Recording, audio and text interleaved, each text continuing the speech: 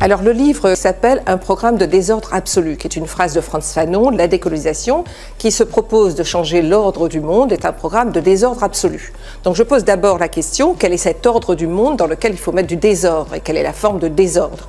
Donc je parle évidemment de tout le capitalisme autoritaire, de l'impérialisme, du capitalisme racial. Et je me focalise sur une institution, le musée, qui est en général un peu négligé dans nos analyses décoloniales.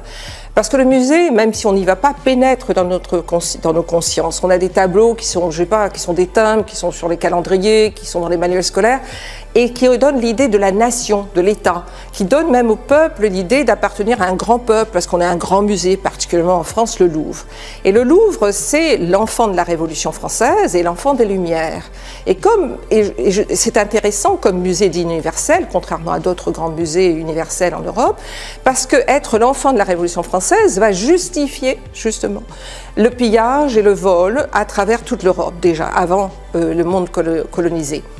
Au nom de libérer les objets qui seraient donc esclavagisés dans les mains des tyrans en Pologne, en Russie, aux Pays-Bas, en Italie, et de les reprendre pour les ramener dans le pays de la liberté de la France. Et mon argument, c'est que ça annonce déjà les arguments de la conquête coloniale et de la mission civilisatrice. Libérer au nom de la liberté et en fait coloniser et asservir. Et je termine sur des tactiques décoloniales dans les musées, en observant ce qui se passe aux États-Unis, en Angleterre ou dans d'autres pays ou en France, et puis des tactiques que j'ai moi-même développées, de visites décoloniales dans les musées, justement d'analyse des collections, d'interrompre le discours bien lisse, bien plat de l'universel dans le musée.